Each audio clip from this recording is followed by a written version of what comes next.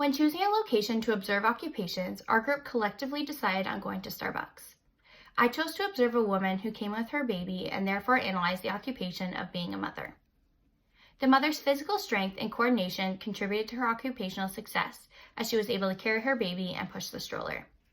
Her positive attitude was an emotional factor that also contributed to her success. Postpartum depression is often experienced in new mothers, which would make the occupation of being a mother a lot more difficult. The physical environment of Starbucks actually supported her occupation as there was room between tables to push the stroller and there were also change tables in the bathroom. However, cultural factors hindered her occupation because breastfeeding in public is not considered culturally normal. Although Starbucks is a social environment, it was difficult for the mother to interact with others as her occupation differed drastically from other customers. Her social interactions were limited to interacting with the cashier when ordering tea.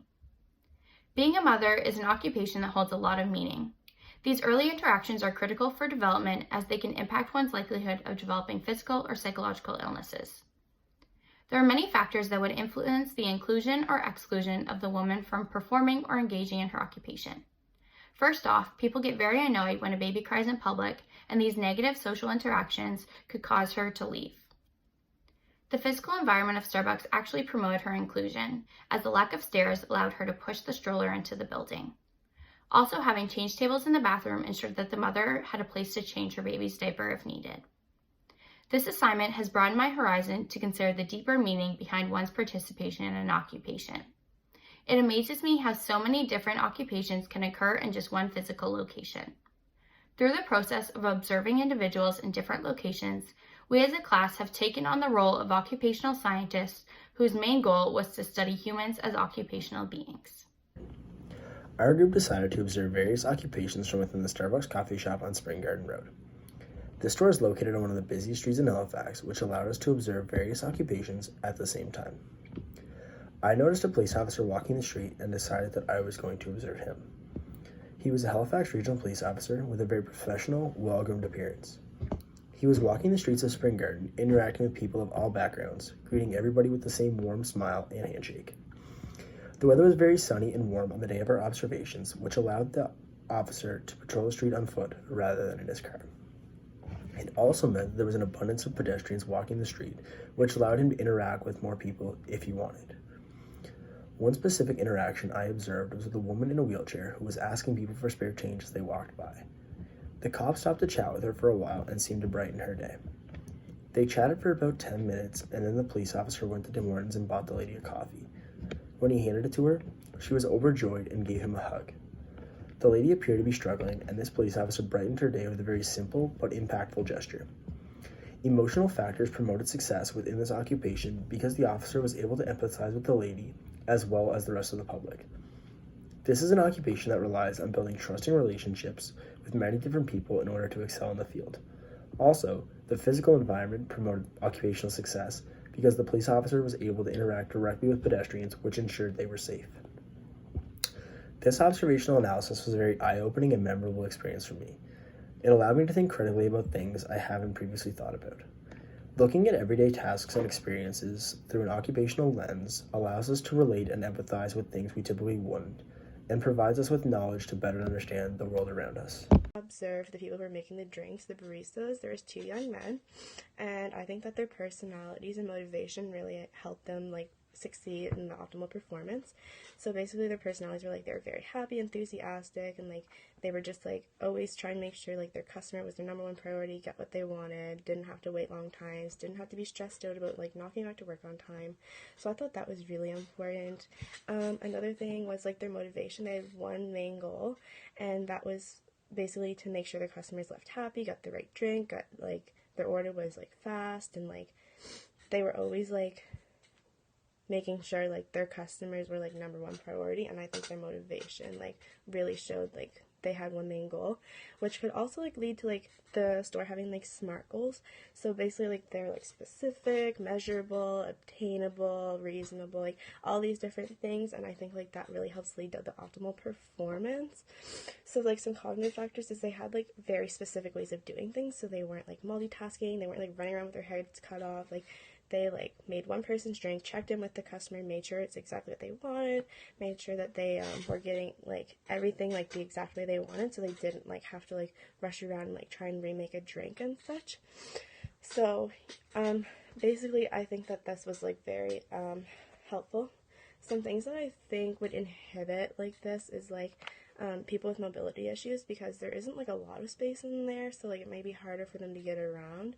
And definitely people with mobility issues, people who are blind, people who can't hear, they would definitely not be able to like work in this type of occupation, because you need to be able to hear, you need to be able to see, you need to know you're doing the right thing. And like if you look like behind the counter, there's definitely not enough room for someone with mobility issues to work. So that is definitely one thing that would inhibit it. And yeah, so I really thought that this was like a very helpful like thing to like actually like see like an occupation happen and like be able to observe exactly what they're doing, exactly what like factors go into it. I was in charge of observing the people and employees who were taking orders, ordering coffee and food. So for majority of the 30 minutes, there were 3 young women who were working in this area. One who was there consistently for the full half hour, and the other 2 hopped on and off as needed with specific tasks. So the one employee who was there consistently for the 30 minutes was a younger woman, able-bodied, and also wore glasses. When a customer arrived at the cash, she had a fairly consistent routine. How are you? How's your day going? What's the weather like? What kind of coffee would you like? Would you like any food? Things like this. However, I did notice that sometimes she would accommodate the customers who were arriving. And for example, one elderly couple arrived to order coffee and snacks. When they arrived, she spoke with a louder volume as well as a slower pace, trying her best to accommodate them so they can understand. Another example that I experienced was when I was observing. When younger customers came to order their coffee, she had a much easier time talking to them. So it was much more comfortable for her to make a conversation.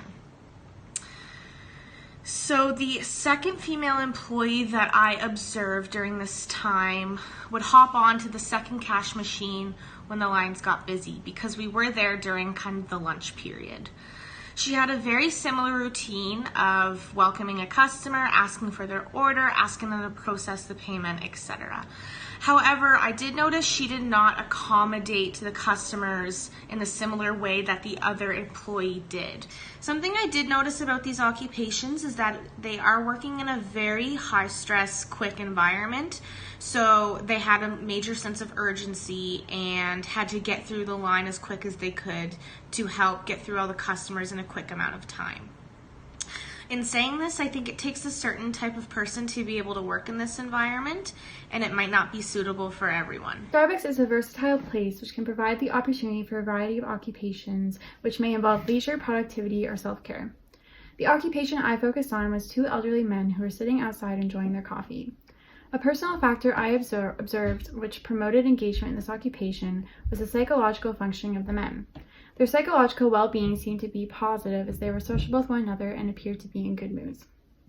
Another factor that facilitated engagement in this occupation was the fact that both men were in good enough physical shape to make it to the shop and to stand in line and wait for their coffee. This is significant as this may not be the case for most elderly individuals. The possible underlying meaning for this occupation may be that getting coffee provides the opportunity for these men to socialize. Through socialization, they can gain a form of social support, which studies have proven to be beneficial to both mental and physical health in elderly individuals. Another possible reason for engaging in this occupation may be that these men are likely retired, and as a result, sitting outside on the busy street may be a way for them to continue to feel engaged with society despite no longer being a part of the workforce. Various aspects of the environment violate principles of universal design, and as a result, create barriers for accessibility for some individuals. For instance, there is not a lot of seating available around the area where drinks are being made. This goes against the flexibility and use principle, as those who may not be able to stand for long periods of time would have difficulty waiting for their drink. The store was also quite narrow and very busy. This may make it difficult for someone in a wheelchair or someone with mobility aid to navigate the store. Through this experience, I gained a greater understanding of the dynamic relationship between the person, environment, and occupation. I'm now able to look at a task that may have seemed simple to me, such as getting coffee, and think more in depth about the individual factors that may cause accessibility barriers for some individuals. When our group met up at Starbucks on the corner of Spring Garden and Queen, I had the opportunity to observe a houseless man standing outside the coffee shop in front of a local pharmacy. He was hoping that people passing by would spare him some food and change. Despite being ignored by most of the people, he would often say hello to people coming in and out of the store and had some brief conversations with people walking by. Physically, this occupation required that he stood still, holding a sign for extended periods of time. This would require a great deal of muscular endurance. Cognitively, understanding the dynamics of the environment in order to find high traffic areas and appeal to people is very important. Emotionally, being able to stay positive despite factors not necessarily going your way could help a lot in staying positive and hopeful. Spirituality could have a similar effect. The environment the person is in plays a big role in this occupation. When I was observing the man asking for money, it was a sunny, warm day. However, many other days would not be like this, and would make the occupation much more difficult. A busier area, such as a shopping district with restaurants, could lead to more success. Physical aspects, such as benches, could also help give them a rest if they need it. One of the biggest impacts I noticed during my observation was the social environment surrounding this occupation. Sadly, most people looked away or right through the man I was observing, as if he was not even there. Very few people stopped to give him change, or even acknowledge him by saying hello or giving a quick smile. The social stigma around this occupation is certainly an issue. Feeling like others look down on them as being less important members of society could lead to the feeling of being worthless, something no one should have to feel. This observation and activity allowed me to look at the world around me in a different light than I am used to. Looking at everyday tasks as occupations that have different levels of importance, meaning, and feasibility for different people is helping me to open my mind to see things from the perspective of others, a tool that is very important in the field of occupational therapy.